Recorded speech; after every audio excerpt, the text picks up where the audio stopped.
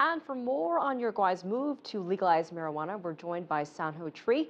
He is the Drug Policy Director at the Institute for Policy Studies here in Washington, D.C. So what do you make of this move to legalize marijuana there? It is historic. Uruguay is the first nation in the world to actually legalize the production, consumption, and regulated sale of cannabis to adults.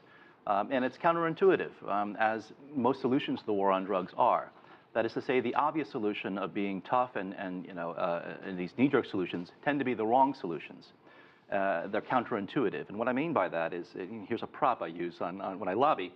This is a children's toy, right? And it's obvious that if you want to extract yourself from this, if you're stuck, you pull. But the harder you pull, the stucker you get. And it's counterintuitive to think that you relax a little bit, even push in, that's how you get out of this mess. So what are the possible risks and benefits, though? You talk about the benefits of this is that it takes the money out of the economy. The reason organized crime is involved in drug trafficking is not because drugs themselves are inherently valuable. They cost pennies to produce.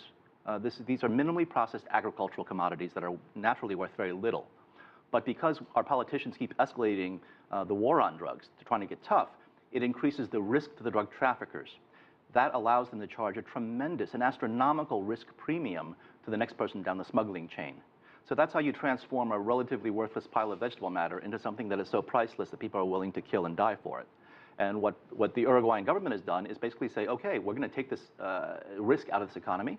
We're going to have a state-regulated stores and prices at about $1 per gram, which is about $28 an ounce.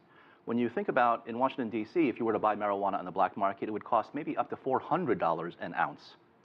That is not a natural price. That's an artificial price. Will this put the drug dealers out of business? For those that are dealing in marijuana, yes, you will not make money doing this.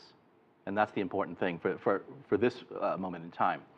Uruguay sees what's happening in neighboring countries in terms of organized crime moving in, not just with marijuana, but the same people who sell marijuana also sell cocaine and also crack and other forms of cocaine that are much more dangerous. And what they've done is separate then the dealer from who sells marijuana may as well sell you something addictive, more powerful, because they want to maximize profits. So the state says we're going to break that link between the so-called soft drugs and the hard drugs. And so that people will no longer have to go to dealers in order to buy this stuff. They can go to pharmacies, and they won't be tempted by street dealers trying to lure them into harder drugs. Sanho Tree, I know everyone around the world, especially in that region, watching that legislation. Thank you so much for joining us. It continues.